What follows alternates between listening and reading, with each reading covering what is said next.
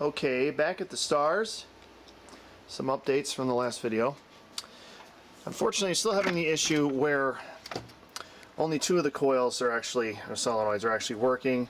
The flipper relay and the coin lockout coil, which I actually disconnected at this point because it's really not necessary and just another thing that could burn. I have an Altec MPU board in here. I replaced the Stern MPU board and get the same result. So I do not believe it is an MPU issue.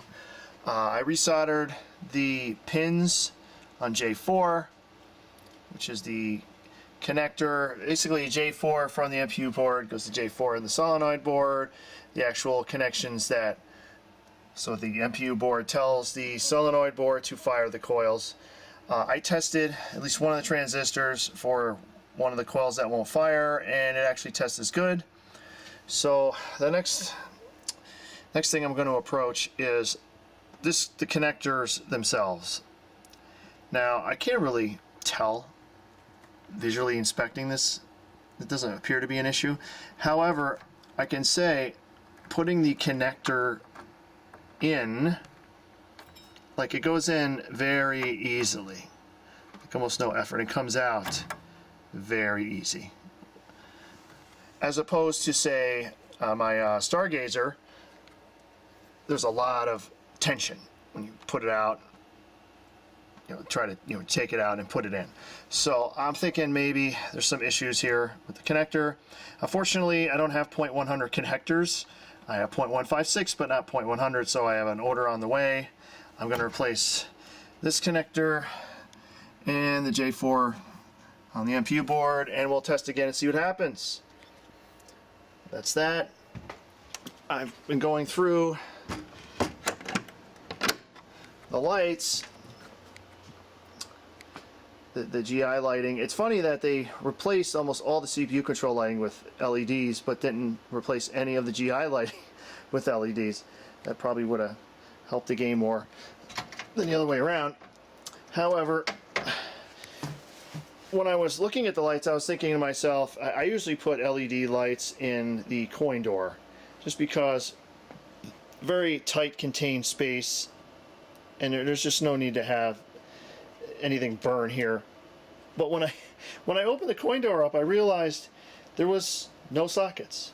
No sockets, no lights, nothing. It had been all removed at some point. And I learned, look at one of the earlier videos, I believe you can see where there's like electrical tape inside the coin door. That's what it was there for. They cut the wiring and then wrapped it up with electrical tape. So I had to, luckily the wiring was still there, but I had to extend it. You see right here. And I actually had these sockets. They're the only two like this I had, and they're the correct socket. I couldn't believe I actually had any spares. Probably should have ran this one underneath like the other one, because this kind of looked shitty, but sorry. Oh well. But at least now, when I turn it on, I got lights! Yay! It's still booting fine. The other issue I can see is this light right here. That is the high score to date light. It should be going off at some point, but it does not. I go into all lamp test.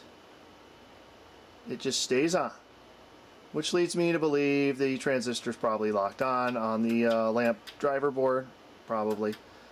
So, oh well. Got the plate field out.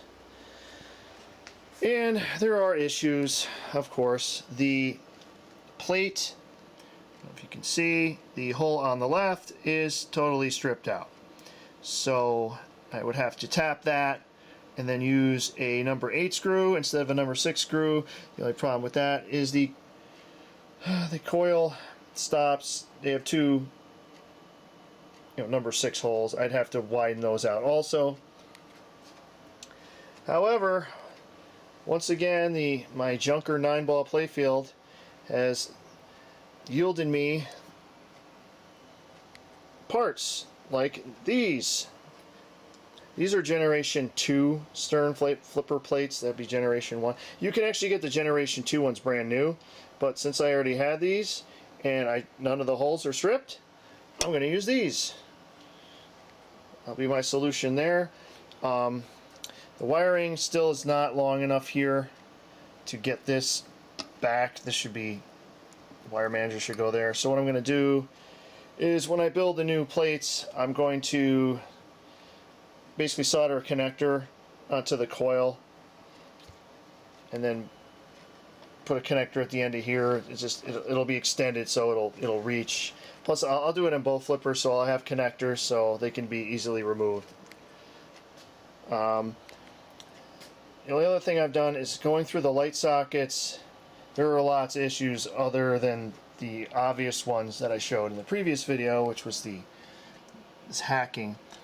There seem to be a lot of instances of they didn't have the right socket, so they kind of made do. For example, this guy right here is not the right socket. It is too short. So their solution was, and it's hard to see, but they basically, the original socket that was here, they broke it off at where it bends here. So they left the part here that the solder is on. They took the new socket and just screwed it on top of it, so they didn't have to solder anything in that area. And they did that all throughout this plate. At least 5 or 6 lights are like that. Then one of them, this one right here, when I went to bend it back to put to take out the LED that was in there, it was so loose it was gonna fall off. So I just sped up the process. I knew I was gonna have to replace that. Remember from the earlier video, there was like electrical tape on the pop bumper here, and I was wondering what I was gonna find. I honestly thought that the lug was gonna be like half ripped off or something. Actually, what it was is they must not have had a soldering iron, so they just put the wire on here on the lug and taped it. Just taped it to the lug. So I don't know how well that worked, but so all I really have to do is just solder that on. So that was nice. We have right here the capacitors come off. That needs to be resoldered. That should be easy. It's nothing major. There's a lot of annoying things. It's going to be annoying desoldering all those lamp sockets and replacing them.